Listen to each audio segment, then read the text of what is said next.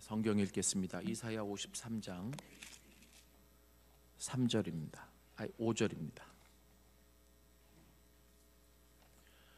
이사야서 53장 5절입니다. 한 절인데 우리 같이 읽겠습니다. 시작. 그가 찔림은 우리의 허물 때문이요 그가 상함은 우리의 죄악 때문이라.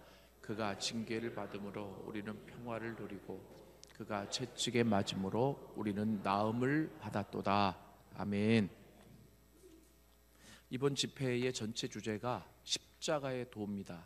여러분들이 생각하실 때 그 십자가 본질에 대해서, 그리고 십자가에 죽으신 예수님, 보혈, 이 모든 것들이 아마 다뤄질까 이렇게 기대하셨는데, 첫째 날에도 어제도 십자가의 어떤 상징적인 본질의 의미만을 전해드렸고, 도대체 예수의 보혈, 그리고 예수님이 지신 그 십자가의 그 실제적인 의미는 언제 나올까 아마 생각하실 수 있을 거다, 이런 생각이 들었습니다.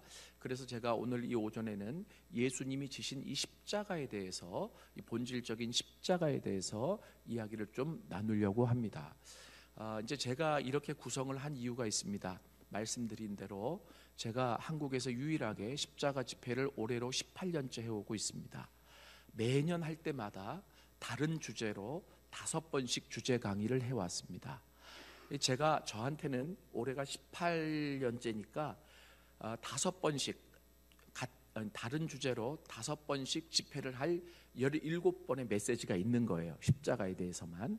그런데 이제 교회에서 초청을 받을 때 제가 이제 기도하고 그 가운데서 어떤 메시지를 나눌까 생각을 하다가 이 십자가의 가장 본질적이고 근본적인 이 메시지를 나눠야 되겠다라고 이제 늘 생각을 합니다. 어제 저녁에 이제 제가 분명히 말씀드렸다시피 신앙은 그저 뭔가 주님께 복받고 성공하고 출세하고 이 길을 걸어가는 게 아니라, 죄로 타락한 우리를 하나님께서 우리를 지속적으로 간섭하셔서 어떻게 우리를 회복시키시고 어떻게 다시 창조 질서 안으로 우리를 되돌이켜 놓으실까, 이것이 하나님의 가장 큰 관심사다, 이렇게 말씀을 드렸죠.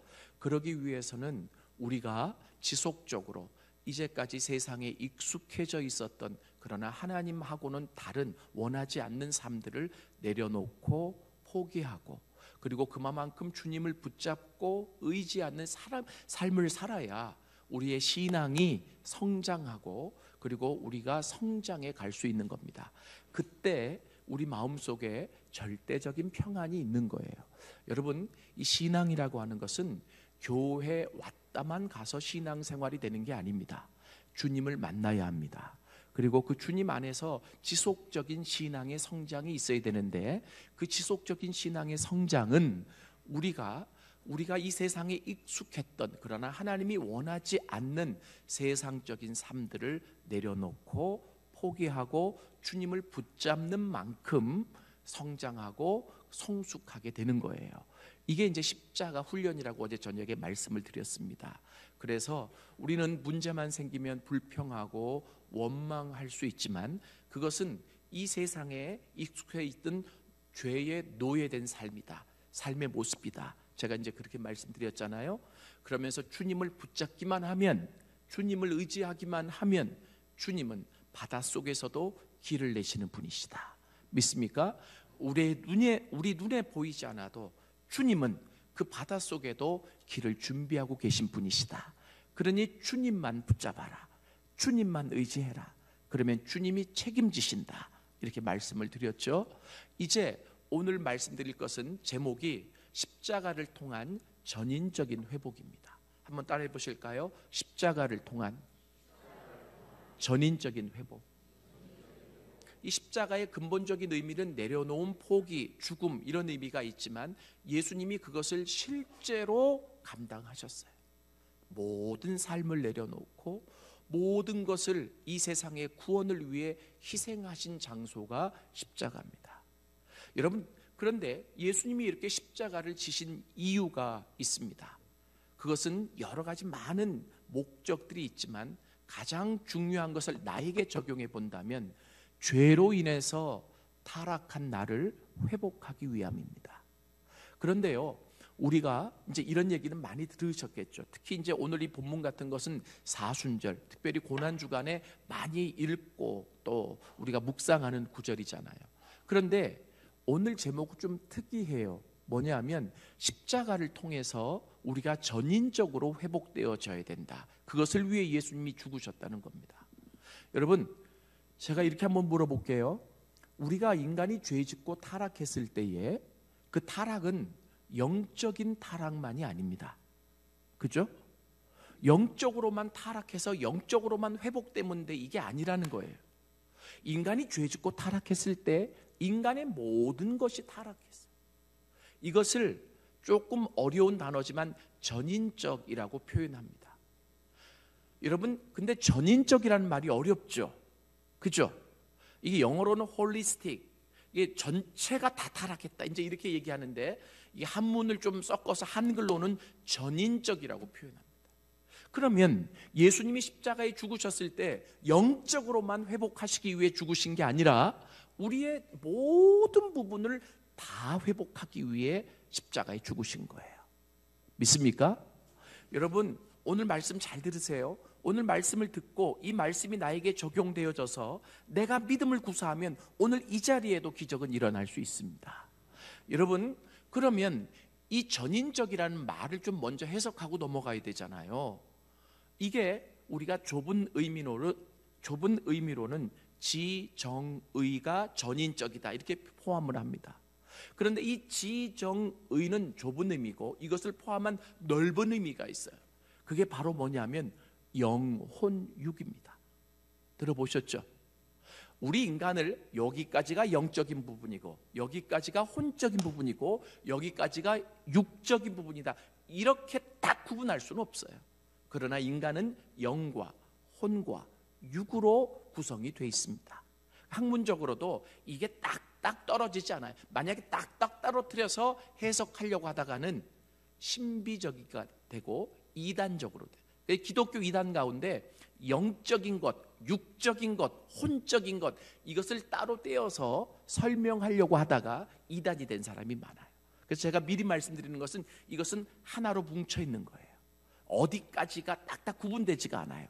그러나 분명한 것은 영과 혼과 육으로 구분이 돼 있다, 구성이 돼 있다라고 하는 거죠.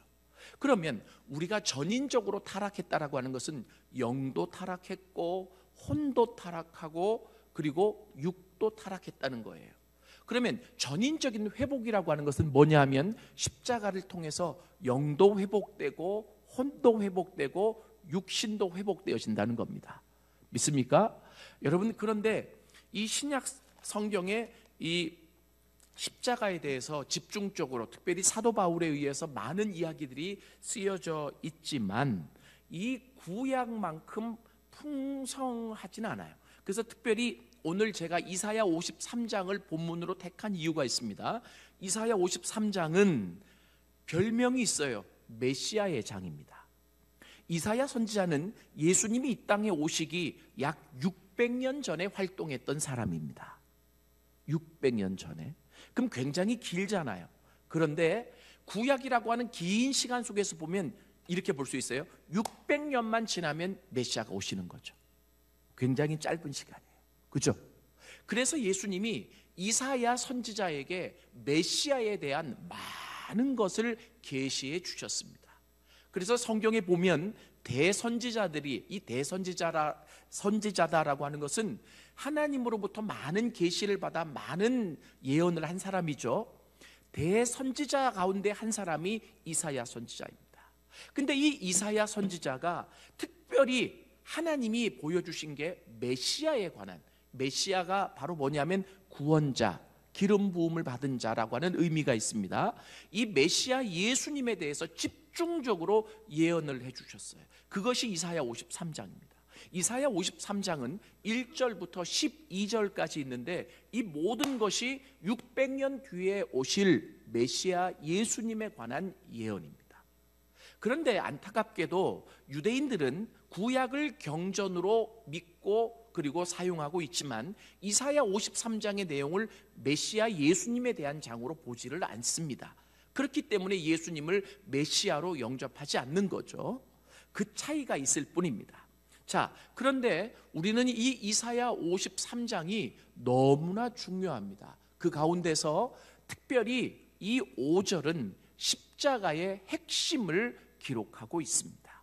여기에 보면 그가 찔림은 우리의 허물 때문이요.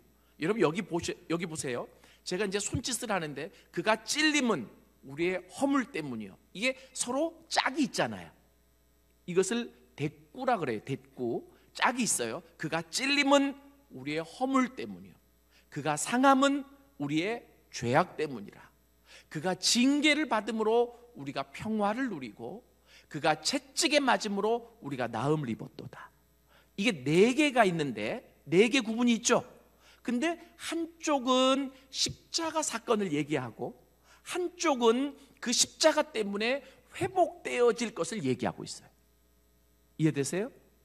여러분, 이 기가 막혀요. 짧은 구절인데 얼마나 깊이 있는 의미가 이 안에 담겨 있는지 몰라요. 자, 그가 찔림은 했을 때 예수님이 십자가에서 죽으셨을 때 찔리셨죠. 어디가?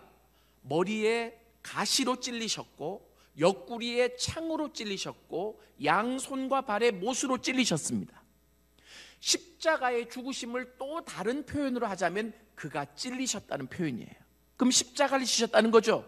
예수님이 십자가를 지시면서 그렇게 찔리신 이유가 우리의 허물을 사하기 위함이라. 그리고 그가 상함은 이렇게 나와요. 몸이 상하셨다는 거죠. 그죠? 여러분, 예수님이 몸이 얼마만큼 상하셨습니까? 패션 오브 더 크라이스트라고 하는 영화를 보시면 온몸이 갈기갈기 찢어져서 저는 그 영화를 처음 보다가 너무나 볼 수가 없겠더라고요. 멜 깁슨이라고 하는 영화 배우가 감독이 돼서 아주 역사적인 자료를 다 모아가지고 그대로 재현해 내려고 만든 영화가 패션 오브 더 크라이스트라고 하는 영화예요. 근데 그 영화를 보니까 십자가에서 죽으신 예수는 온몸이 너덜너덜해요. 왜? 채찍에 맞고 고문을 당했기 때문에. 정육점의 정육점의 고기도 그렇게 너덜너덜하진 않아요. 이게 몸이 상하신 거예요. 이해되세요? 근데 이사야 선지자는 예수님이 오시기 600년 전에 먼저 그렇게 예언을 했단 말입니다.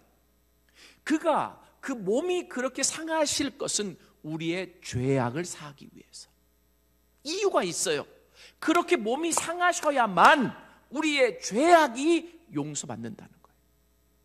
그리고 그가 징계를 받음으로 우리가 평화를 누리고 이렇게 나오죠. 징계라고 하는 말은 벌입니다. 벌. 쉬운 말로 얘기하면 여러분, 예수님이 십자가에서 죽으신 것은 벌 받으신 거예요. 무슨 벌이냐면 하나님으로부터 오는 벌이에요. 그럼 왜 예수님이 하나님의 벌을 받아야 됩니까?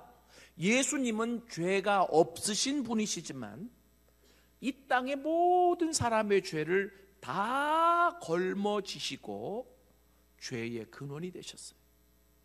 나 한 사람의 죄만 해도 엄청날 텐데 이 세상의 모든 죄를 다 걸머지셨기 때문에 얼마나 죄의 무게가 크셨을까요? 그래서 하나님으로부터 죄에 대한 심판을 받아 벌을 받아 죽으신 자리가 십자가입니다.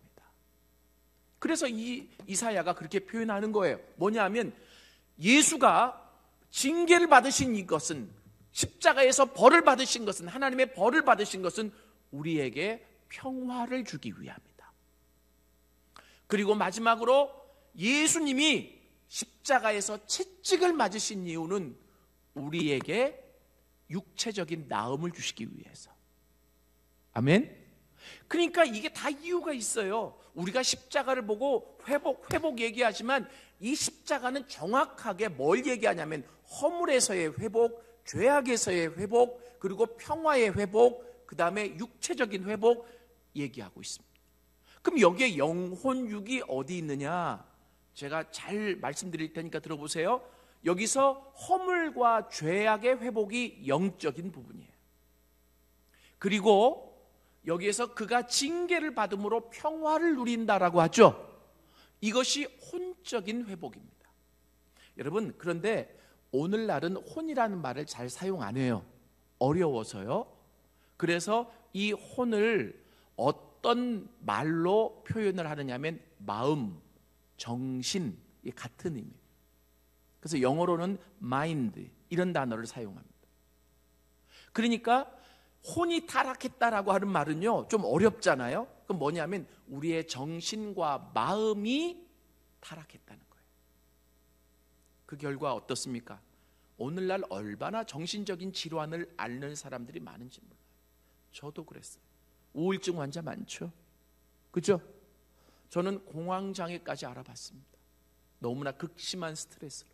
사람마다 이 공황장애 증상이 다른데요, 저는 증상이 오면 그냥 숨이 막혀서 그대로 넘어가는 줄 알아요. 이게 다 마음, 정신의 타락 때문에 온 거예요. 하나님이, 제가 첫째 날 첫째 시간에 말씀드렸지만, 우리를 그렇게 살아가도록 만들지 않으셨어요. 그런데 죄 짓고 타락했기 때문에, 그 정신과 마음까지 타락했기 때문에 그런 문제들이 우리에게 있는 거죠. 그런데 걱정하지 마십시오. 예수님이 십자가에서 징계를 받으심으로 우리에게 평화를 주셨다. 그리고 마지막, 그가 채찍에 맞음으로 너희가 나음을 입었도다. 육적인 회복입니다. 여러분, 예수 믿고 구원받아도 육신적으로 아프고 병든 부분이 많이 있을 수 있잖아요. 그런데 주님이 부르시는 그날까지 살아야 되잖아요. 그래서 예수님이 사명 감당하며 살아갈 수 있도록 하시기 위해 채찍에 맞으심으로 우리의 육신을 낫게 해주셨다. 베드로 사도는 이 구절을 그대로 인용을 해서 자기가 베드로 전서를 쓰는데 거기에 뭐라고 기록하냐면, 저가 채찍에 맞음으로 너희가 나음을 입었도다 하셨도다. 이 말은 그대로 인용했다라고 하는 것은 이 말이 실제적으로 오늘날 우리에게 증명되어질 수 있다는 얘기입니다. 믿습니까? 그러니까 이 짧은 구절에 보니까 기가 막히게 십자가 사건을 통한 회복을 얘기하잖아요. 근데 그 안에 무슨 회복이 있냐? 영적인 회복과 혼적인 회복과 육적인 회복이 다 들어가 있더라. 이게 전인적인 회복이라. 죄송하지만 십자가를 이렇게 푸는 사람들이 많지가 않습니다. 제 자랑을 하려고 하는 게 아니라 이 구절을 읽고 묵상하다가 제가 얼마나 큰 은혜를 받았는지. 그래서 제가 이사야 53장 1절부터 12절까지를 가지고 한 절 한 절을 제가 의미를 생각하면서 책을 썼어요. 실제로 이사야 53장을 읽다가 하나님께 영감을 받아서 위대한 일을 한 사람이 많습니다. 그 중에 한 사람이 누군 줄 아세요? 핸델입니다. 이 핸델이 이사야 53장을 읽다가 하나님이 영감을 주셔서, 왜 메시아에 대한, 예수에 관한, 십자가에 관한 이야기잖아요. 영감을 받아서 거의 20일 이상을 식음을 전폐하고 음악을 막 만들기 시작했어요. 그래서 나온 게 핸델의 위대한 오라토리오 메시아입니다. 알고 계셨죠? 여러분, 이사야 53장이 그렇게 위대한 장이에요. 제가 이 사실을 알았기 때문에 여러분, 이사야 53장을 그렇게 많이 읽고 묵상을 했어요. 특별히 5절을. 그러다가 하나님, 저는 이제 그래서 교수가 됐는지 모르지만 꼬치꼬치 하나님 앞에 좀 묻는 경향이 있어요. 하나님, 아니 십자가를 통해서 회복을 시켜주신다고 하는데요, 도대체 뭐가 회복되는 거예요? 제가 좀 가르칠 때 저에게도 적용되고 잘 가르칠 수 있도록 좀 구분해서 좀 가르쳐 주세요. 그러면서 기도도 하고 묵상도 했더니 하나님이 이 부분이 이렇게 깨달아지게 하시더라고요. 자, 그러면 중요한 게 뭐냐면, 이사야 선지자는 예수님이 오시기 600년 전에 활동했다 그랬죠? 그러면 600년 뒤에 예수님이 오셨잖아요. 그리고 나서 이 예언이 성취됐습니까? 안 됐습니까? 됐습니다. 1.1획도 틀리지 않고 그대로 됐습니다. 뭐가? 십자가 사건이. 찔리시고, 그리고 상하시고, 그리고 징계를 받으셨고, 그리고 채찍에 맞으셨습니다. 그죠? 제가 뭘 얘기하려고 하냐면, 그러면 약속하셨듯이 십자가에 대한 예언이 성취됐으면 십자가를 통한 회복의 예언, 약속도 성취될까요? 안 될까요? 됩니다. 누구에게? 이 말씀을 믿는 자에게. 아멘? 오늘 이 말씀을 그대로 믿으십시오. 받아들이십시오. 내 말씀이 되게 하십시오. 그러면 여기 기록된 이 내용이 내 내용이 되는 거예요. 아멘. 저는 이 말씀을 얼마나 많이 전했겠어요. 해외에 나가서 선교사들에게, 한인들에게도 수없이 전했습니다. 근데 이 말씀을 내 말씀으로 받아들이는 그 자리에 기적이 일어납니다. 역사가 일어납니다. 왜요? 하도균 목사가 잘나서가 아니라 이 말씀의 능력이 있기 때문에, 이 십자가 복음의 능력이 있기 때문에 그렇습니다. 아멘. 그러면 저한테 이렇게 물어보실 수 있어요. 아니 목사님, 다 알겠는데요, 왜 다 하나씩인데 영적인 부분만 2개예요? 그죠? 아직 뭔 말인지 잘 모르시네. 이 뭐냐면, 그가 찔림은 우리의 허물 때문이요, 그가 상함은 우리의 죄악 때문이라. 여기까지가 영적인 부분이라 그랬죠? 2개잖아요. 그가 징계를 받음으로 평화를 누리고, 하나죠. 그가 채찍에 맞음으로 나음을 입었도다, 이것도 하나죠. 혼적인 파트, 육적인 파트는 하나인데 영적인 부분만 2개잖아요. 왜요? 영적인 부분이 더 중요해서 이러면 할 말은 없어. 왜 2개일까요?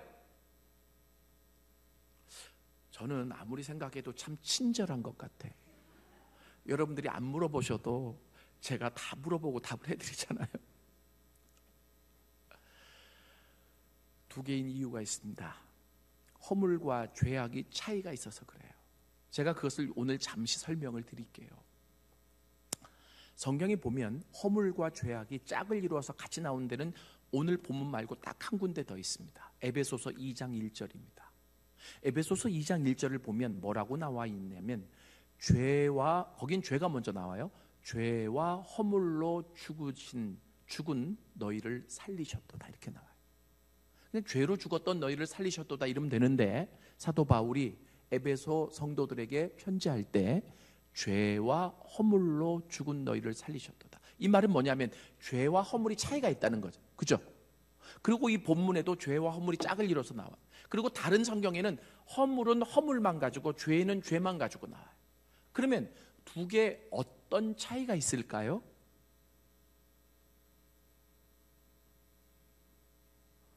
제가 첫날 말씀드렸습니다. 아무리 질문을 드려도 당황하지 마시라고. 그냥 잠깐 생각하시고 답은 제가 다 드립니다. 이 둘의 차이가 있는데, 어떤 차이가 있느냐면, 허물이라고 하는 이 말은 영어로 transgression이라고 표현을 할 수 있는데, 뭐냐면 범죄하는 거예요.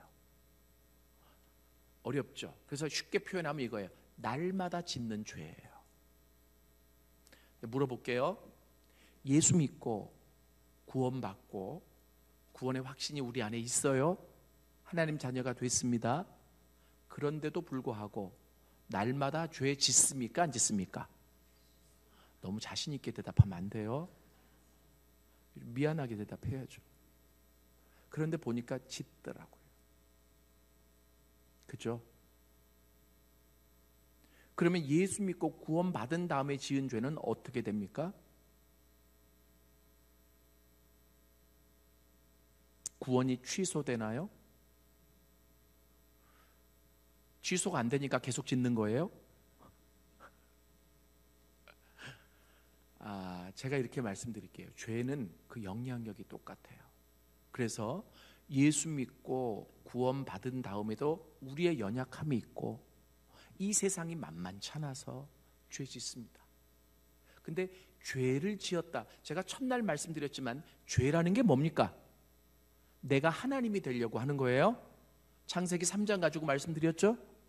내가 하나님이 되려고 하는 거예요. 그러면 내가 하나님이 되려고 하는 순간 하나님은 나의 라이벌이 되는 거예요. 하나님이 둘이 될 수는 없잖아요. 내가 하나님 되는 거예요. 그러면 하나님이 내 삶에 개입할 수 있어요, 없어요? 하나님의 은혜가 나한테 있을 수 있어요, 없어요? 없어요. 죄를 짓고 회개하지 않으면 죄의 영향력 아래서 살아가요. 그래서 예수 믿고 구원받아도 이 마음이 텁텁하고 힘들고 평화가 없고, 그리고 좌절되고 낭망되는 가장 큰 이유가 날마다 죄 짓고 살아가는데 그 죄를 회개하지 않기 때문에 그렇습니다. 제가 첫날 뭐라고 말씀드렸냐면, 기독교는 죄와 싸우는 종교입니다. 죄 때문에 인간이 타락했고 죄 때문에 죽게 되었기 때문에. 그러나 그 죄의 문제에서 온전히 해결해 주시기 위해 예수님이 오셨습니다. 믿습니까? 우리가요 출세하고 성공하고 잘 살기 위해 예수 믿는 게 아니에요. 그건 세상의 다른 종교죠. 그렇다고 다른 종교 믿는다고 그렇게 되는 것도 아니고요. 여러분, 그래서 여기서 허물을 사해 주신다라고 하는 것은 날마다 짓는 죄, 무엇으로? 예수님의 찔리심으로. 그래서 누구든지 십자가 앞에 나가야만 뭐가 되느냐면 우리의 지은 죄가 용서받습니다. 아멘. 저는 좀 창피한 얘기를 하나 할게요. 제가 목사 안수를 언제 받았느냐면 1999년 4월 20일 날 받았습니다. 오래됐죠? 벌써 25년이 됐네요. 26년. 그런데 제가 교수가 되기 전에, 제가 2009년도에 교수가 됐거든요. 그런데 교수가 되기 전 2006년 1월 1일 날 부천 상동에서 목회 개척을 하게 됐어요. 박사학위도 다 받고 모든 게 준비되어 있는데 교수 되는 게 쉽진 않잖아요. 하나님이 교수가 안 됐기 때문에 한 게 아니라 강권적으로 교회를 개척하게 하셨어요. 그래서 제가 하나님 앞에 물어봤어요. 하나님, 아니 교회가 이렇게 많은데 나는 거기에 은사가 있는 것도 아닌데 왜 내가 개척을 또 해야 됩니까? 그런데 하나님이 뭐라고 이제 제 마음속에 어떤 깨달음을 주셨느냐면, 네가 깨닫고 경험한 그 예수를 다른 사람들에게 좀 나눠줬으면 좋겠다고. 그 진리의 말씀. 근데 여러모로 확인을 해도 분명한 것 같아서 제가 말씀드린 대로 교회 건물도 없고 그리고 개척 멤버도 없고 돈도 없어요. 그러면 개척 못하는 거 아니에요? 그러나 저는 우리 스승에게 훈련받기를, 복음이 있고 예수가 있으면 다 가진 자다. 네가 전도학 교수 아니냐? 나가서 그 복음 전해서 반응하는 사람 모아다가 교인들 만들고 그들 제자 훈련시키고, 그게 네 과목이니까. 그리고 그들을 성장시켜 나가는 것이 목회다. 그러니까 너는 다 준비가 되어 있다. 이런 깨달음을 주시더라고요. 참 사람 뒤집어지죠. 아무것도 없는데 다 가진 자래. 아니, 하나님 가끔 이해가 안 될 때가 있어요. 죄송합니다 하나님. 그렇잖아요. 아무것도 없는데 다 가진 자래. 하나님은 막 미시는 거예요. 그래서 제가 개척을 했어요. 그런데 제가 개척을 하면서 목표가 있었습니다. 그 목표가 뭐냐면, 하나님 예배 드릴 때마다 주님의 임재가 있는 예배가 드려졌으면 좋겠습니다. 다 갈망하잖아요. 그런데 갈망만이 아니라 진짜 있는, 난 그거 아니면 내가 따로 개척해야 될 필요가 없는 거죠. 우리 교회는 몇 명이 모이든 모일 때마다, 예배 드릴 때마다 하나님의 임재가 있어서 모인 자들이 고침받고 회복되고 다 기뻐하고. 그런데 그렇게 되기 위해서 필요한 게 있다고 하나님 말씀하시는 것 같아요. 뭐냐? 목사인 네가 날마다 하나님의 임재를 경험해야 되지 않느냐고. 맞죠? 그래서 제가 그럼 어떻게 하면 될까요? 라고 기도하기 시작하는데 제가 가르쳤던 게 생각났어요. 자, 나도 하나님을 그렇게 만나기를 원하고 하나님도 나를 그렇게 만나기를 원하는데 왜 못 만납니까? 이 견우와 직녀보다 더하네. 그죠? 그런 고민, 갈등들을 해보시잖아요. 하나님, 내가 그렇게 하나님을 만나고 싶은데 하나님도 날 만나기 원한다며요. 왜 우리 서로 못 만나요? 죄 때문입니다. 그래서 하나님이 어떤 마음을 주시냐면, 날마다 십자가 앞에 나가는 이 거룩한 습관을 제가 교회 개척하면서 갖게 됐어요. 실은 목사하면서, 목사 안수 받으면서 그런 거룩한 습관을 이미 이 삶에 품었어야 되는데 당면하지 않으니까 못했던 거예요. 그런데 교회를 개척하면서 어떤 교회를 만들어 가야 되느냐, 어떻게 목회를 해 나가야 되겠느냐 생각하며 기도하는데 하나님 그 마음을 주시는 거예요. 그래서 제가 1999년도에 목사 안수를 받았는데 2006년 1월 1일부터 거룩한 습관을 가졌는데, 뭐냐면 날마다 십자가 앞에 나가는, 자기 전에 무릎을 꿇고 십자가 앞에 나가서, 주님, 오늘 하루도 알고 지은 죄 모르고 지은 죄 참 많습니다. 돌아보니까 그렇다. 뭐냐면 나쁜 생각을 품었던 것도, 누구에게 화를 냈던 것도, 누구에게 그냥 싫은 내색을 했던 것도 다 내 마음속엔 죄라고 생각이 들더라고. 주님, 용서해 주십시오. 예수님이 십자가에서 이렇게 날마다 지은 나의 허물, 이 죄를 사하기 위해 찔리셨다며요. 주님, 용서해 주십시오.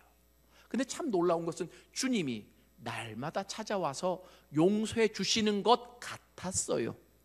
뭐 용서해 주셨다 확신은 못 하겠어요. 확인을 못 하겠으니까 뭐 어디 보여요 이게?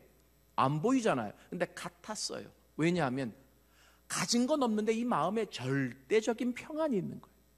그리고 제가 그때 저희 아버지가 시골교회 목사님이셨거든요. 아들이 개척한다고 하니까 아버지가 해주실 수 있는 게 돈도 없고 아무것도 없어요. 그러니까 말하면 못하게 할 것 같으니까 아들에게 비밀로 하고, 우리 아버지는 충북 제천에 계세요. 그런데 원주에 가나안 농군학교라고 있어요. 거기에 가서 3일 금식 기도를 하셨어요. 나는 그 말을 듣고 참 많이 울었습니다. 왜냐하면 저희 아버지가 늦게 신학을 하셔서 목사가 됐기 때문에 열정을 가지고 어떻게 하면 목회를 잘할까 해서 금식해야 되겠다 이래가지고 40일 금식 기도를 한 번 하셨고 20일 금식 기도를 2번이나 하셨어요. 40세 때 그렇게 하시니까 이게 몸이 많이 약해지셨어요. 그리고 그게 언제 나타나냐면 60대 70대 이상 되면 나타나요. 그래서 60대 70대 되면 젊을 때 금식 많이 한 사람은 금식하면 죽어요. 다 그런 건 아니지만 대부분. 그래서 아버지가 3일을 금식하셨다는 것은 굉장한 아들을 향한 사랑의 표현이었어요. 나는 전혀 아버지는 기대도 안 했는데 사람들은 참 이게 이제 예수 믿는 사람들이 신앙으로 똑바로 은혜 가운데 있지 못하면 말이 많잖아요. 적들은 안에 있더라고. 밖은 몰라. 그러니까 사람들이 그래. 야 하도균, 너는 그렇게 뭐 복음 그리고 또 교단에서도 유명하게 뭐 집회도 다, 그런데 교회 개척하는데 너는 도와주는 사람도 없냐? 아니 너 시컨 박사학위 받은 게 교회 개척하려고? 야 그러면 박사학위 받지 말고 개척하지. 니네 아버지는 목사들하고 친하지도 않니? 야 니네 아버지가 뭘 도와줬니? 막 이런 소리가 들리는데 그 모든 것으로부터 차단하고 내가 하나님 앞에 메어 달리기 위해서는 날마다 십자가 앞에 나가는 길밖에 없었어요. 이제 이 마음을 아시니까 아버지는 도와줄 방법이 없으니 기도로 돕기 위해. 제가 그 소리를 듣고 참 많이 울었어요. 그러나 날마다 십자가 앞에 나가서 기도하고 자기 전에 극동방송을 틀었어요. 그 당시에는 극동방송이 밤 11시만 넘으면 찬양이 흘러나왔어요. 그냥 그 찬양을 들으면 너무 마음이 평안해서 그냥 스르르 잠이 들었어요. 그러면서 기도 맨 마지막 잘 때 기도에 레파토리가 있어요. 주님 저 피곤해서 꼭 자야 돼요. 근데 새벽에 일어나 새벽 기도해야 되거든요.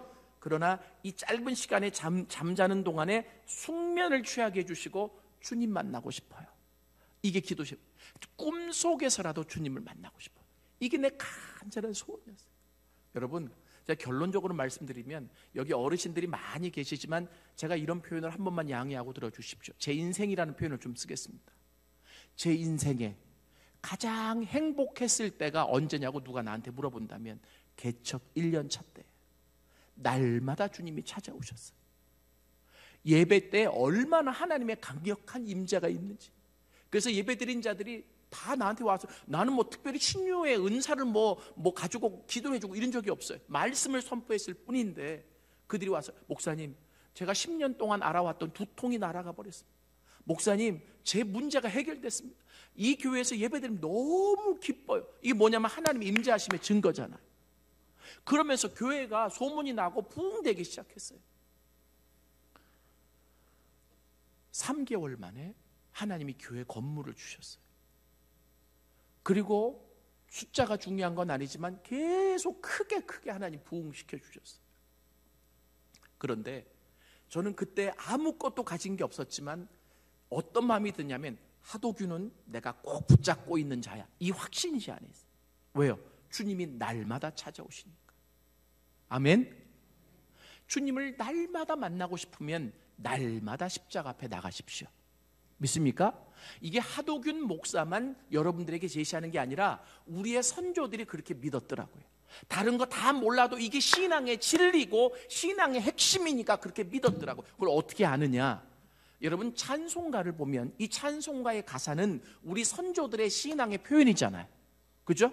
그런데 십자가 찬양에 보면 거기 그렇게 나와 있어요.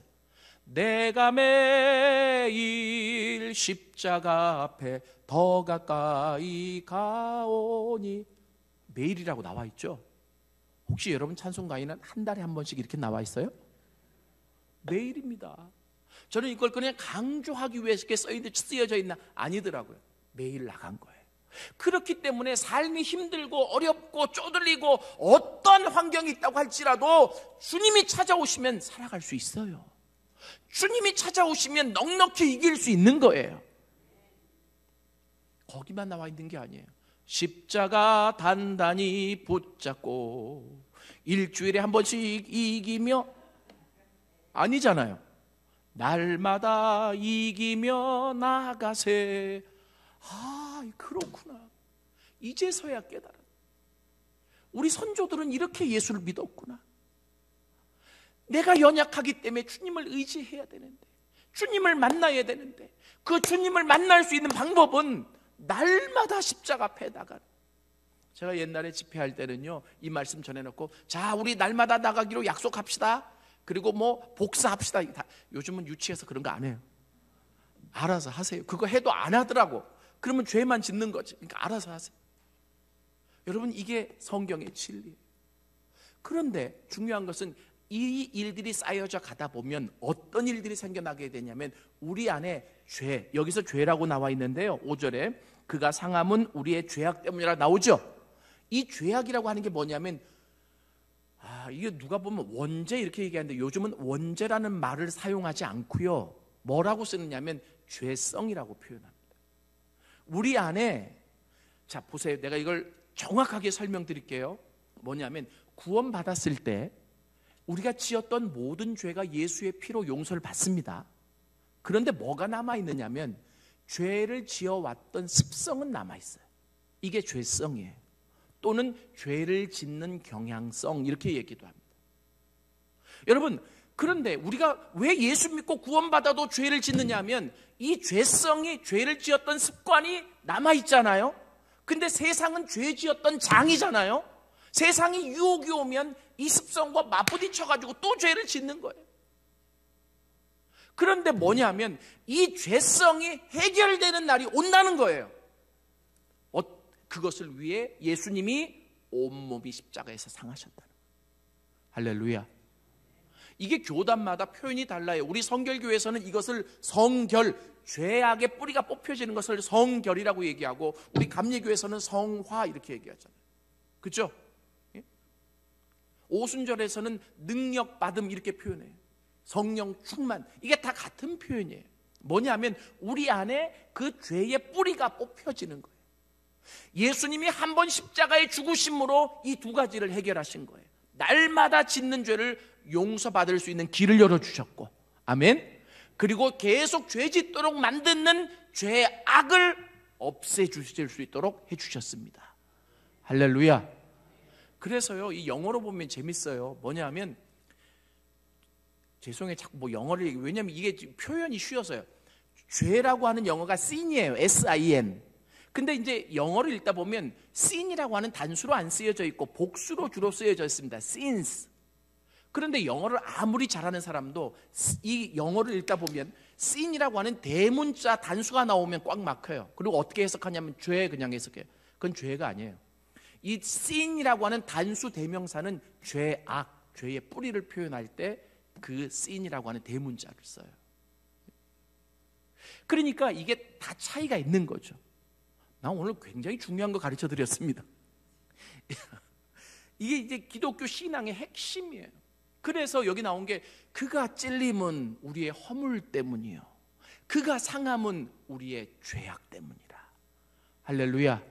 사순절날 십자가를 묵상하면서 날마다 죄 씻음을 받고 주님 깊게 만나실 수 있기를 원합니다.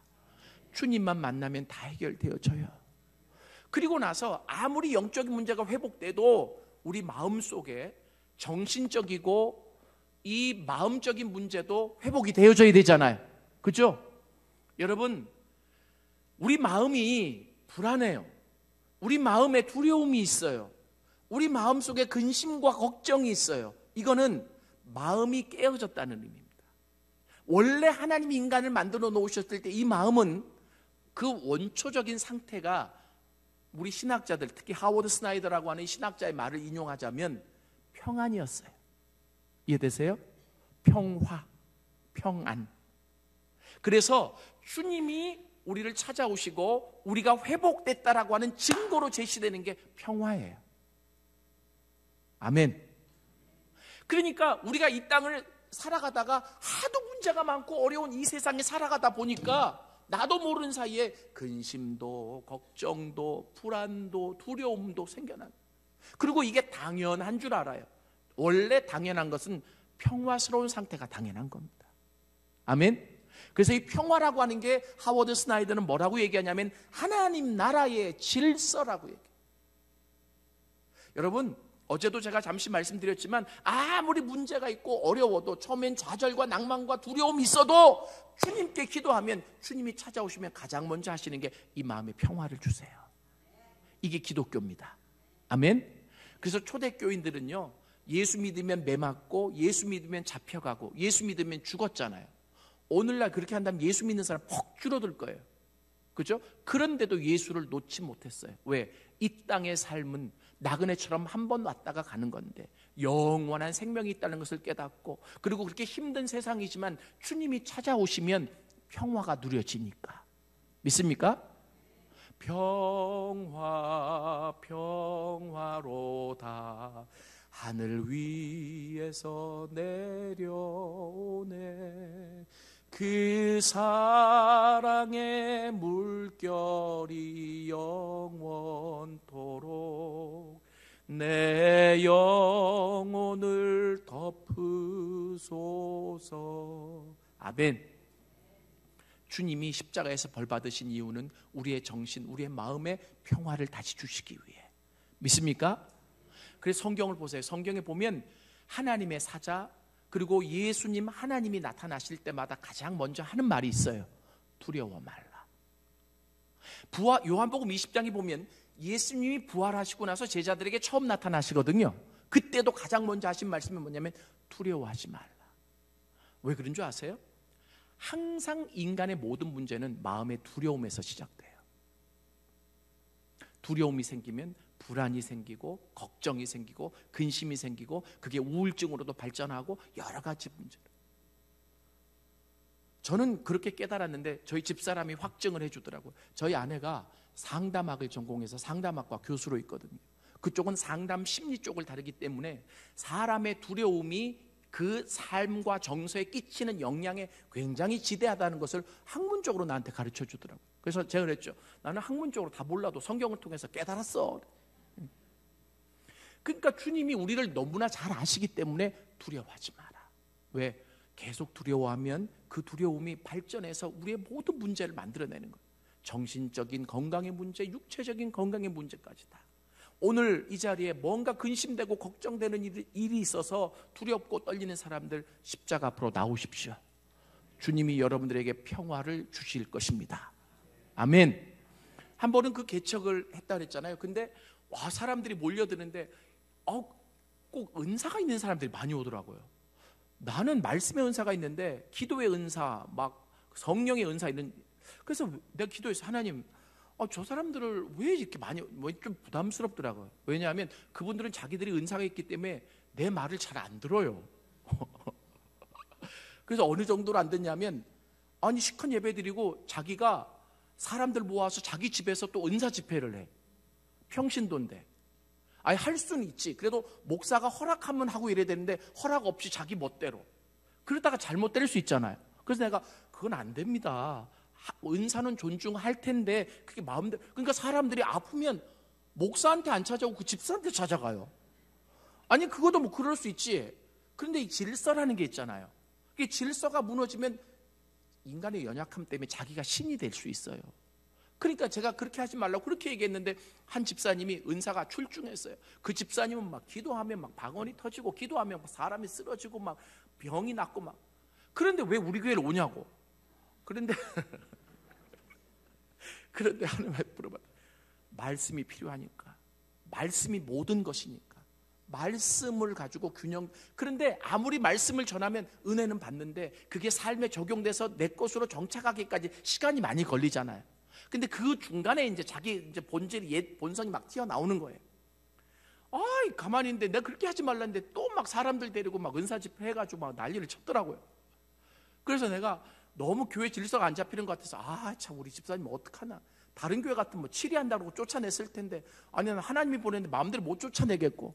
그래서 이제 이러고 있는데 저녁에 전화가 왔어요. 그 남편 집사님한테. 목사님 죽어가요. 그래.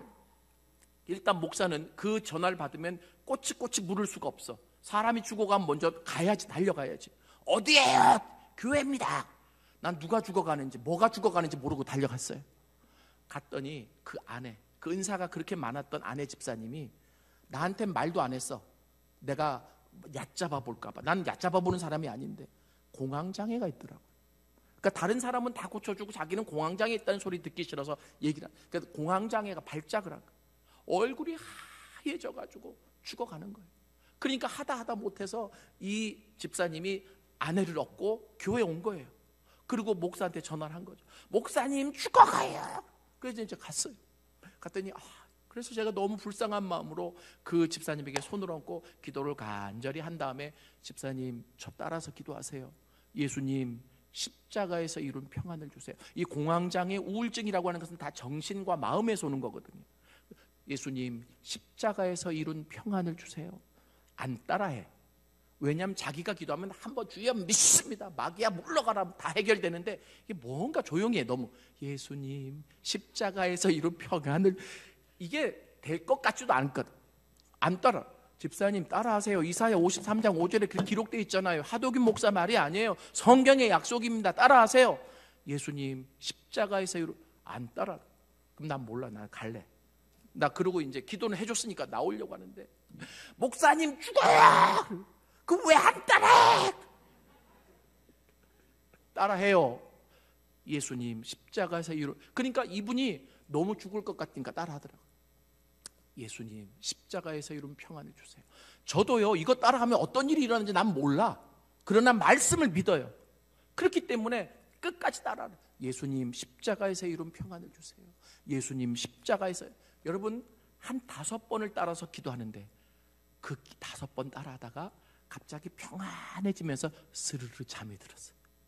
그랬더니 그 모습을 본 옆에 있는 남편이 우와 이렇게 약하게 기도해도 응답이 되네. 뭐가 약하다는 건지 나는. 그때 제가 얼마나 하나님을 찬양했는지 몰라요. 이 말씀의 능력입니다. 복음의 능력입니다. 십자가의 능력입니다. 주님께서 그렇게 하실 수 있습니다. 그리고 마지막으로 육체의 전. 여러분 우리가 예수 믿고 구원받아도 하나님이 부르시는 그날까지 육체가 건강하지 못하면 하나님의 일 못하잖아요. 그래서 우리 연약함을 아시고 뭐 하셨어요? 채찍에 맞. 이 채찍에 맞. 요것만 설명할게요. 이 로마의 채찍은요 가죽으로 맞아도 아프지만 그 끝에 날카로운 동물의 뼈들이 박혀져 있어요. 낚시바늘처럼 갈고리가 날카로운. 그래서 채찍을 맞을 때 그 날카로운 게 몸을 파고 들어가요. 언제 더 아플까요? 떼낼 때. 그 파고 들어갔던 그 날카로운 뼈들이 몸을 갈기갈기 찢어 놓는 거예요. 예수님이 그러한 고통을 받으신 이유가, 그 채찍을 맞으신 이유가 뭐냐? 우리의 육체의 연약함을 고치시기 위해서. 믿습니까? 여러분 제가 간증 하나 할게요. 저 이렇게 호우대가 멀쩡해 보이지만 정말 걸어다니는 종합병원이에요. 주님 없으면 못 사는. 태어날 때도 이게 이제 길어요. 하여튼간 태어날 때도 연약하게 태어나서 흑석동 그 성모병원이 제 고향이었어요. 날마다 바람 불면 우리 엄마 감기 걸리니까 또 데리고 가고. 왜 이렇게 연약한지. 제가 목사가 되고 이 말씀을 전하고 나서부터 제가 결혼을 좀 일찍 했어요. 제 나이에 큰딸이 30살이면 제 나이 그렇게 많지 않거든요. 50대 후반이거든요. 그런데 뭐 수근수근한 게 이상하네. 뭐 흰머리가 있어도 더 보실 수 있어요. 염색을 요즘 잘 안 해서. 26에 결혼했습니다. 그렇게 결혼한 이유가 우리 어머니 아버지가 제 몸이 약하고 하니까 빨리 결혼해서 안정되게 살아가라. 그런데요 제가 이 말씀을 전하면서 주님 저 이 말씀을 믿습니다. 저가 채찍에 맞은즉 너희가 나음을 입으리라. 이 말씀대로 하나님 저를 얼마나 많이 고치셨는지 몰라요. 오늘도 육체적으로 아프고 힘든 부분이 있잖아요. 믿음으로 그 부위에 내 손을 얹으라고, 다른 사람 손 얹지 말고. 예? 그래야 이 말씀이 내 말씀이 되지. 내가 믿음을 반응하면 약속이 성취되어집니다. 제가 신덕교회라고 공덕동에 있는 우리 교단교회인데 총여전도회 헌신예배 와서 복음을 전해달라고 해서 갔어요. 그랬더니 총여전도회 회장님이신 분이 나오셨는데 한 70이 다 돼 가시는 것 같아요. 근데 그분이 사회를 보시는데 너무 떠듬떠듬 보시는 거라. 그리고 성경을 읽는데 성경을 거의 못 읽어 그래서 이상하다 했더니 글이 안 보이시는 것 같아요. 근데 제가 그때 이사야 53장 5절을 가지고 한 40분, 오늘은 제가 좀 깁니다. 이제 다 끝났어요. 40분 50분 복음을 전했어요. 그리고 기도했습니다. 여러분, 오늘이 이 말씀이 그대로 성취되어질 수 있습니다. 누구에게? 믿음을 갖고 이 말씀을 받아들이는 자에게.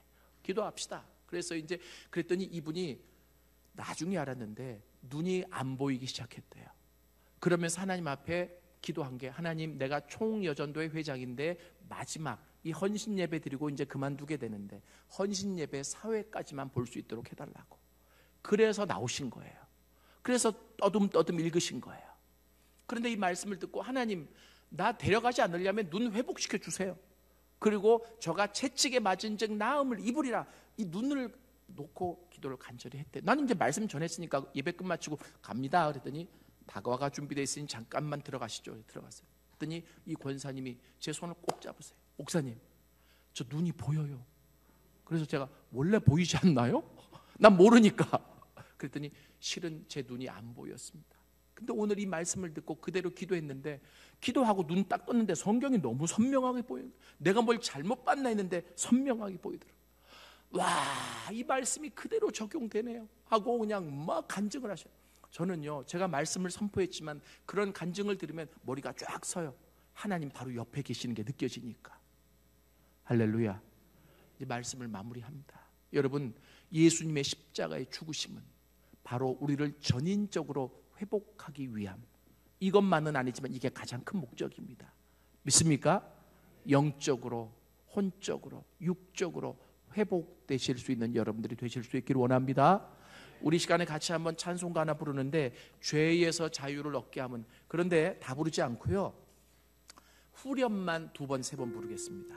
그리고 기도할 텐데, 아픈 사람들은 아픈 부위에 자기 손을 얹고 찬양 부르고 기도하십시다. 그리고 뭔가 우울증이 있거나 정신적으로, 마음적으로 불안하고 힘들고 염려와 걱정되는 사람 가슴에 손을 좀 얹어요. 그리고 이 말씀을 믿으십시오. 어디 용하다는 사람 찾아가서 기도만 받으려고 하지 말고 내 기도가 내 병을 낫게 할 수 있어요. 이 말씀 붙잡고 기도하면. 아멘. 하나님이 그렇게 하시는 거예요.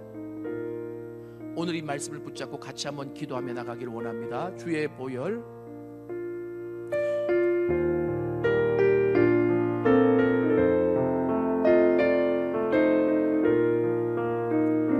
주의 보혈 능력이 있도다. 주의 피 믿으오. 주의 보혈 그 어린 양의 매우 귀중한 피로. 다시 한번 찬양합니다. 주의 보혈, 주의 보혈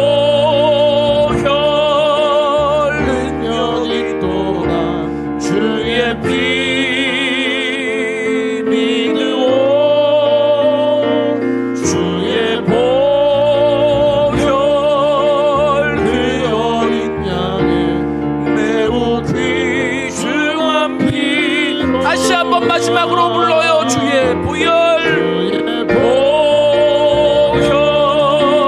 능력이 있도다. 주의 피 믿으오. 주의 보혈 그 어린 양의 매우 귀중한 피로다. 우리 이 시간의 말씀을 기억하면서 우리 간절히 한번 기도하기 원하는데 한 5분 정도 우리 간절히 소리내서 하나님 앞에 기도하며 나갑니다. 우리 주여 한 번만 부르고 기도합니다. 주여.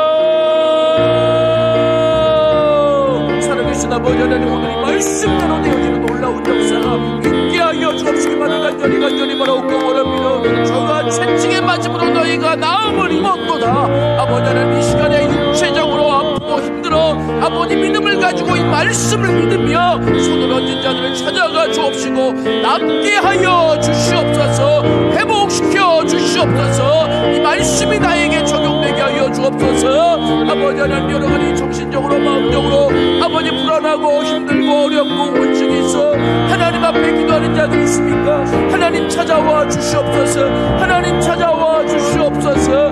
이 마음속에 절대적인 평안을 얻게 하여 주옵소서. 이 마음속에 절대적인 평안을 누릴 수 있도록 하나님 도와주시고 역사하여 주옵시기만을 간절히 바라옵고 나오니 하나님 역사하여 주옵소서.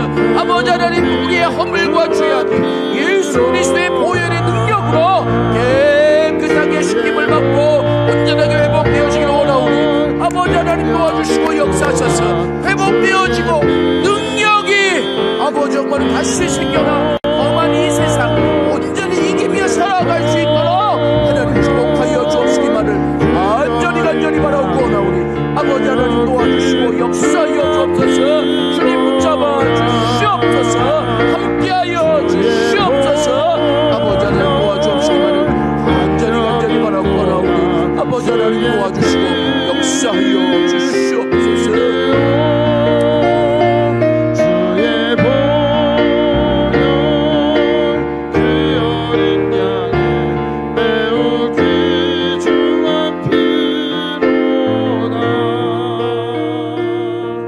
살아계신 아버지 하나님, 이 시간에 믿음을 갖고 아픈 부위에 손을 얹었습니다. 주님의 말씀에, 이 복음에, 십자가의 능력이 있음을 믿습니다. 주님 약속하신 말씀이 나의 믿음과 반응하여 성취되게 하여 주옵소서. 저가 채찍에 맞은 즉 나음을 입었도다. 아픈 부위에 손을 얹었사오니 신유의 역사로 함께하여 주옵소서. 고침받을 수 있도록 함께하여 주옵소서. 하나님, 마음적으로 불안하고 힘들고 정서적으로 어려워서 하나님 앞에 기도합니다. 주님 역사하여 주옵시고 이 마음속에 절대적인 평안을 허락하여 주옵소서. 하나님, 날마다 짓는 나의 허물과 그리고 죄악을 놓고 십자가 앞으로 나옵니다. 주님 흘리신 보혈로 내 죄를 씻어 주옵시고 그리고 이 죄악의 뿌리가 뽑혀질 수 있도록 하나님 도와주시옵소서. 이제는 주님이 부르시는 그날까지 하나님의 군사가 되어 하나님 이 귀한 영향력을 드러내며 이 세상 살리며 살아갈 수 있는 하나님의 백성이 다 될 수 있도록 도와주옵소서. 십자가로 전인적으로 회복되어질 수 있는 우리가 될 수 있도록 축복하여 주옵소서. 존귀하신 예수님의 이름으로 기도드렸습니다. 아멘.